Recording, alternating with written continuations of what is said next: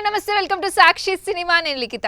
చూస్తుండగానే మరో వారం వచ్చేసింది సోమవారం నుంచే జనాలంతా వర్క్ మోడ్ లోకి వెళ్ళిపోతారు ఇక వారం సినిమాల విషయానికి వస్తే పెద్ద చిత్రాలేవి రిలీజ్ కావడం లేదు ప్రస్తుతం ఐపీఎల్ సీజన్ ఉండడంతో పెద్ద మూవీ సైతం జూన్ లో థియేటర్ లోకి రిలీజ్ కానుంది ఈ వారంలో చూస్తే నందు అవికా గోర్ ప్రధాన పాత్రలో నటించిన అగ్లీ స్టోరీ రమణి కళ్యాణం ఫస్ట్ టైం పురుషహ లాంటి టాలీవుడ్ సినిమాలు థియేటర్ లో సందడి చేయనున్నాయి వీటిపై ఆడియన్స్ లో పెద్దగా బజ్ లేదు ఇక ఓటీటీల విషయానికి వస్తే మెగా కోడలు నటించిన సతీ లీలావతి మేము కాపులం అనే వెబ్ సిరీస్ కాస్త ఆసక్తిని పెంచుతున్నాయి వీటితో సోనాక్షి సిన్హా జ్యోతిక నటించిన కోర్ట్ రూమ్ థ్రిల్లర్ మలయాళ హిట్ మూవీ మధువిధు ఓటీటీలో సందడి చేయనున్నాయి అంతేకాకుండా పలు బాలీవుడ్ చిత్రాలు హాలీవుడ్ సినిమాలు ఓటీటీలో రానున్నాయి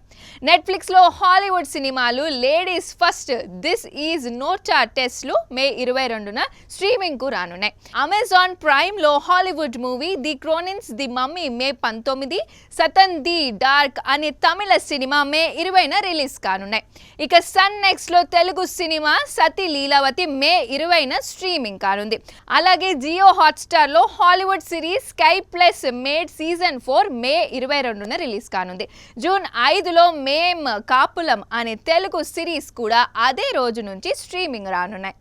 సాక్షి టీవీ ప్రసారాలను నిలిపివేయడం చట్టరీత్యా నేరం.